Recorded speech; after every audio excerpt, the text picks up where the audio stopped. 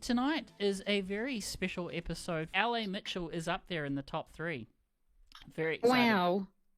I feel pretty stoked to have that position. Better not let you down. I have one cool story I wanted to tell you about a gig that I did in the UK. I played this show with the Urban Soul Orchestra. So this is my friend Stefan, who runs the Urban Soul Orchestra.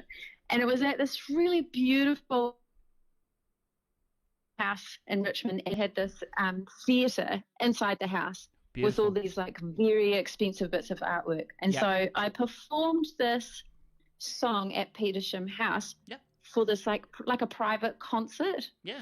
And while I was sitting backstage, it was one of the years where the Football World Cup was on, and Brazil was playing France. And in the green room, on a leather sofa, Mick Jagger was watching the football. Whoa. And so I'm sitting there with Mick Jagger watching the football because one of his sons is, of course, a Brazilian. Like one of his wives was Brazilian. Yeah. And so then I'm having a chat to Mick Jagger about Brazil because I lived in Brazil and spoke Portuguese and had this conversation, and he's asking where I'm from and what I'm doing and yada yada, and then it was one of those really surreal moments. That's so fun. I'm very excited that happened, and you got to share a chitty wag with Mr. Mick Jagger. Mr. Mick Jagger. I have a friend that actually is his roadie, so we probably have 2 or 3 degrees of separation. I also wanted to ask you, it sounds like you've been doing some sort of voice or coaching thing for women. Tell me more about that. I think this is about to change my view, my life in a way, because I think I just sort of observed that women don't get to sing, or there was sort of this hole. My mum was the singer in our house, but often she was told to not sing or to be quiet. And I had this in the back of my mind as a memory. And I do a lot of vocal tuition. I teach voice, and that's sort of my bread and butter.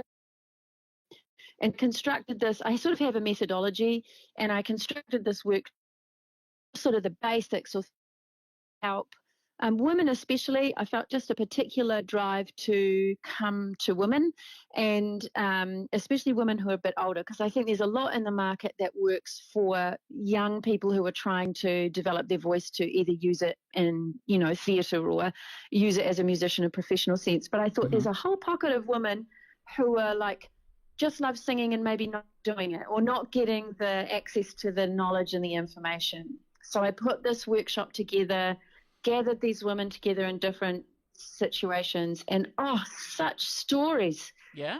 Tell me one or two that really stick with you.